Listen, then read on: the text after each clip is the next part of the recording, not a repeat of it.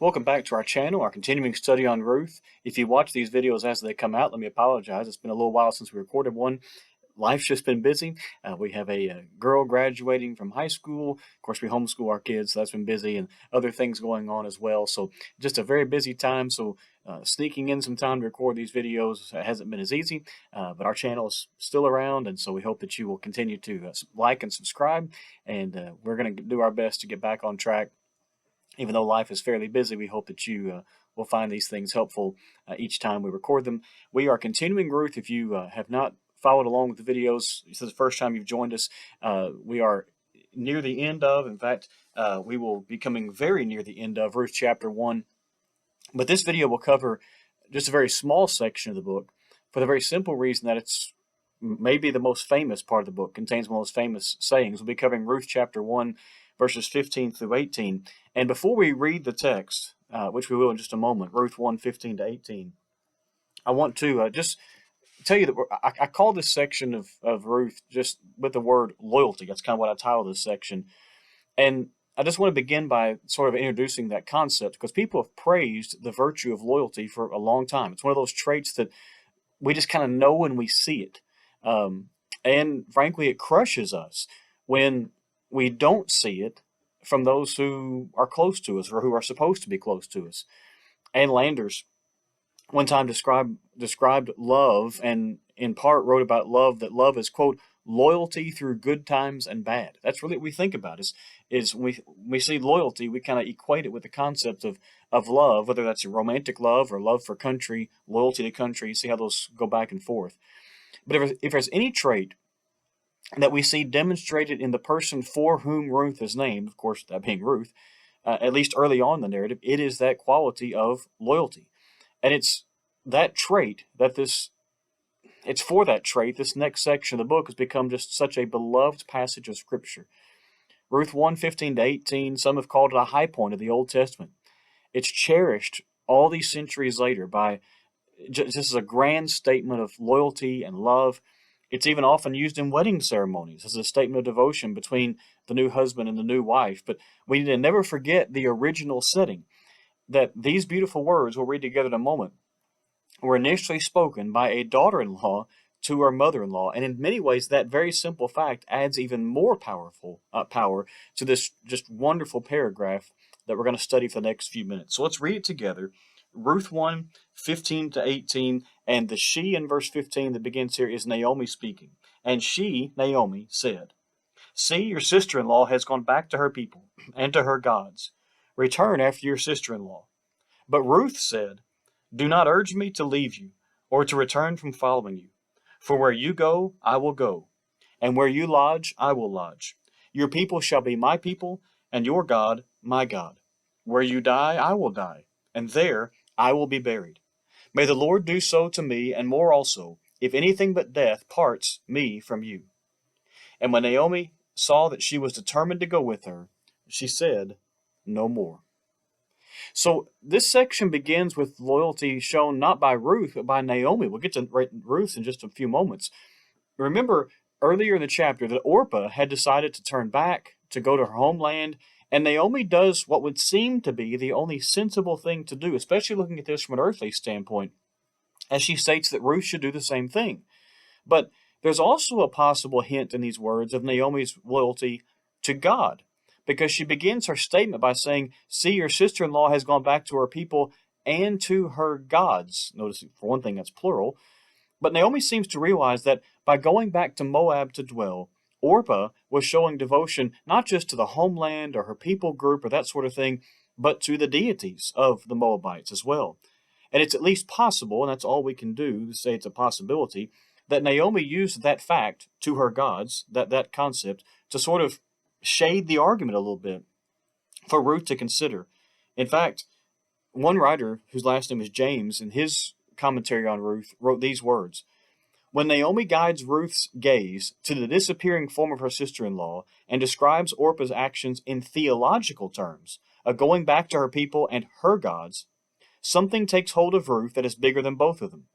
It is as though, in an instant, the floodlights go on in the darkened stadium of Ruth's soul, bringing the issues into razor-sharp focus. Despite Naomi's urgings, at its core, this choice is not about geography, family loyalty, or the future. This decision is about God. End quote. Now, no matter how we are to read Naomi's words, she shows a level of loyalty to Ruth by allowing Ruth to make her own decision, and by stating that it would be good for Ruth to go with her sister-in-law. So presumably, Naomi had in mind at least these four facts. One, Moab was still Ruth's homeland, so there would have been a draw to just home. Two, Ruth and Orpah were both from this land, so they held that in common. Why not go back with someone you know? Three, Ruth was still of a marrying age, and so she would have been more likely to find a companion in her homeland. And then four, if Ruth would have to work, which would have been very likely, it would have been more probable for her to find work in her homeland. Some level of sympathy, we might say. And so while Naomi's words could be read as coming from a place of desperation or realism, and maybe they are, they still show a level of loyalty to Ruth and possibly to God that's worthy of respect. But then we come to Ruth's loyal statement, and that's where this whole book begins to turn, and the beautiful part of this first chapter, because the response of Ruth has been described by Frank Dunn as one of the most eloquent expressions of love in all literature, end quote. And he's right. The words that Ruth speaks drip with loyalty and love for a mother-in-law who obviously had shown love and devotion to the younger woman, Ruth. The opening words really set the tone, as Ruth basically tells her mother-in-law not to speak about this matter anymore. James again writes, with startling determination, Ruth embraces Naomi, resolutely digging in her heels, and insists that the argument stop, end quote. I love that statement. Her words, Ruth's words, do not urge me to leave you or to return from following you, are the words of a strong-willed woman, but they're also the words of one who is totally devoted to her mother-in-law. There's no reason to talk about this any longer. I'm going, and I'm going with you. That's the concept. And the words that follow show that this loyalty is not half-baked. Ruth's loyalty is total. She makes it clear that she is going to leave behind all that she has known in order to be with Naomi. Very beautifully, but very poetically, she begins with two similar statements, dealing with going and with lodging. Ruth is saying she's not just going to travel back with Naomi to Bethlehem, although that would have been a wonderful sign of loyalty, but she is going to stay with her, lodge with her. And then following that, she makes it clear that she knows what that means by stating that the people of Naomi would be her people also. Leon Morris wrote, she will be cut off from her own people, Moab, but she will make Naomi's people her own, end quote. Ruth is basically stating that she is changing her citizenship, and in an ancient culture, she's burning bridges. One preacher wrote an article about this part of Ruth, and this is a little bit of a lengthy quote, but I think it very well summarizes what's going on here, and I hope you'll listen to this. It'll take me a moment to read. He said, quote, Ruth's commitment to her destitute mother-in-law is simply astonishing. First, it means leaving her own family and land. Second, it means, as far as she knows, a life of widowhood and childishness, because Naomi has no man to give, and if she married a non-relative, her commitment to Naomi's family would be lost. Third, it means going to an unknown land with a new people and new customs and new language. Fourth, it was a commitment even more radical than marriage. Where you die, I will die, and there be buried, verse 17. In other words, she will never return home, not even if Naomi dies, end quote. But there's even more here, as the next line of this loyalty statement indicates. Because in what we might call the apex of the poem, Ruth states that the God of Naomi would be her God also. Consider that this means that Naomi had to have spoken of Jehovah during their time together. But consider even more that Ruth would have had an elementary understanding of God, but that this one very simple statement implies that she knew, or at least was learning, at least some powerful things from Naomi, at least three things. One, that God is the only God, because Ruth did not speak of gods, plural. Your God, singular, will be my God, singular. Now, she may have still struggled with that fact. We don't know, but she's starting to grasp it. Two, she began to understand that God is personal. Your God will be my God. In other words, she could tell that Naomi was devoted to God in a very personal way, and the same would be possible for her. And then three, God must be accepted and obeyed.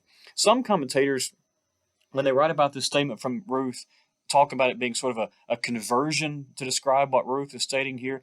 And that's to an extent possible, but we can't know for certain if Ruth was fully obedient to God at this very point. But that said, it does seem that she was, we might say, converting. In other words, she was beginning to change. She was making her best effort. And that says a great deal that she realized that this God, Jehovah, must be accepted and must be obeyed. And so Naomi had shown some devotion to God through all these years and all these trials. She wasn't perfect, but what specifically she had said or done were not told in the text of Ruth. But it was enough to draw Ruth closer to a relationship, or at the very least, a curiosity in Jehovah. And so now Ruth is stating a devotion to God as well. John MacArthur wrote, quote, this was an amazingly mature and meaningful testimony of personal faith, especially in light of the fact that it came from the lips of a young woman raised in a pagan culture. The witness of Naomi and her family must have made a powerful impression on Ruth, end quote. And so then to complete, we might call her life cycle of loyalty, Ruth takes things to life's end to state that she will even die and be buried in Naomi's family land. And those words are of extreme value when we consider her loyalty. If Ruth had just said she would die in the land, that would have been powerful enough. But by stating she would be buried in Naomi's land, she is again stating that she will be totally identified with Naomi's people. She is taking on a full transformation of identity from a Moabite to the people of Naomi. And to close her statement of loyalty, Ruth stated what basically amounts to an oath. May the Lord do so to me, and more also, if anything but death parts me from you. If you read that little statement carefully, that little two-letter word so is very key. It may make it grammatically awkward, but you can also translate that word as thus. May the Lord do thus to me. We don't talk that way very much. And so some have suggested that Ruth was actually making some sort of physical motion, some sort of gesture with her hands to symbolize the so or the thus. In our modern day, we could possibly picture her as making a motion of slashing her hand in front of her throat. We don't know if that's what she was doing then, but you get the point. Some would suggest that's why that word is there, is that she's actually doing something to indicate that level of loyalty. But whatever she physically did or did not do, Ruth was clearly ending her words with a strong vow meant to seal her dedication to Naomi, and to do that for a lifetime and really beyond, because she only buried where Naomi was buried. In fact, she uses the name of Jehovah to make the oath. And it's of great significance. She doesn't use the word gods, or she does not use the name of Chemosh or any of the other deities, the Moabites. She is on the side of the God of heaven, and she takes an oath in his graciousness and his power. And so Ruth's brief but powerful words then convinced Naomi. And the text tells us that Naomi saw that Ruth, in verse 18, was determined to go. Determined is translated in other versions of Scripture as steadfastly minded. The King James Version has that. The American version of 1901, American Standard Version 1901, I should say. And the original word, according to Leon Morris, means, quote, is used in a variety of senses. For example, of giving the clouds their place or repairing the temple, of physical vigor. It indicates an unshakable firmness, end quote. The words, the poem, and the oath, possibly combined with a clear look of sincerity and determination, were enough for Naomi. The text tells us she said no more. Literally, she ceased communication. Now, this is not written in a negative way. It's not as if Ruth's words sort of shut up Naomi, if you will. It is that Naomi saw in Ruth full and complete loyalty, so there was nothing else to say. Instead, it was time to start the trip back to Bethlehem. And loyalty will do that. Loyalty will cause people to see that one means just what they say, and there's nothing that can be done to deter them from that course of action, from that loyal course of action. But loyalty must be total for that to be the case. Whether you believe that Naomi was being thoughtful of Ruth or was testing her, it's clear that Ruth's response was enough to cause any questions or lingering doubt in the mind of Naomi to just vanish. This was not a half-hearted effort. This was not simply making some kind of promise. This was an all-encompassing word of loyalty that would have been impossible to think was insincere. So, in preparing this lesson, by the way, it was tempting to find dozens of quotes about Ruth's words being beautiful and kind of stringing them all together.